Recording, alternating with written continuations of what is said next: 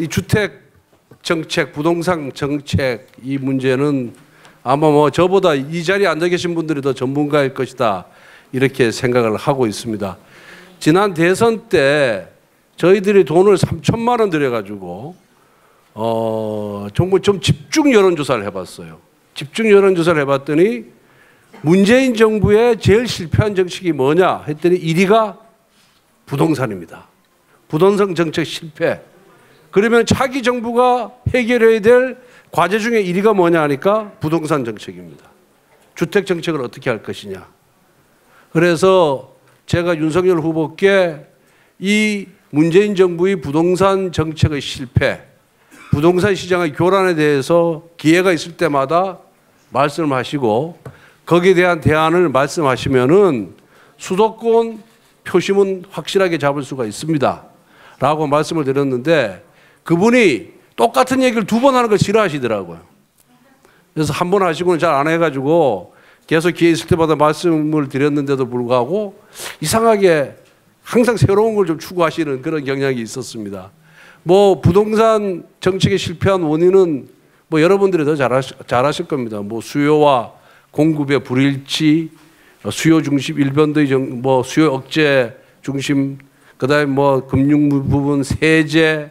그래서 그 부분에 대해서 반대로 하면 되지 않겠나 이런 생각이 드는데 아마 또 그 새로운 부동산 정책으로 해서 부동산 가격이 또 확 떨어지면은 우리 원희룡 장관님한테 모든 비난이 또 다 갈 것 같으니까 그 부분을 어떻게 적절히 조절할 것인지에 대해서 아마 우리 원 장관님의 고민이 깊어지지 않을까 이런 생각이 듭니다.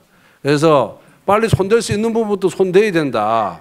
저는 그 부분이 일단은 부동산 세제 부분을 빨리 좀 손을 대야 될 것 같고, 두 번째는 공급 부족으로 인해서 부동산 가격이 폭등을 특히 서울은 더더구나 그렇습니다. 그래서 용적률 완화하고 좀 더 규제 완화해서 조금 더 공급을 획기적으로 늘릴 수 있는 방안을 만들어야 된다 이렇게 생각을 듭니다. 이제 중요한 거는 뭐냐?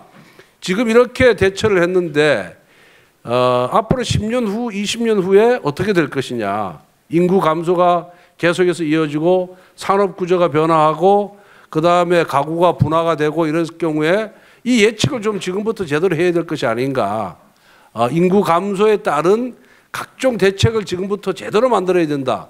저는 그렇게 생각이 듭니다. 그 부분이 부동산뿐만 아니라 연금도 마찬가지고 학교를 어떻게 할 것이냐 이 부분도 지금부터 미리 5년 후, 10년 후, 15년 후, 20년 후를 대비해서 예측을 해서 거기에 맞는 정책을 지금부터 준비해야 미래 세대들에게 부담이 적은 것이 아닌가 이렇게 생각이 듭니다. 그런 차원에서 부동산 정책도 마찬가지다 이런 생각이 드니까 오늘 뭐 전문가들 다 오셨으니까 안 잘 제시해 주시고 그 안을 우리 원희룡 장관님이 받으면은 저희들과 협의해서 입법화 제도화하는 데 앞장서겠습니다.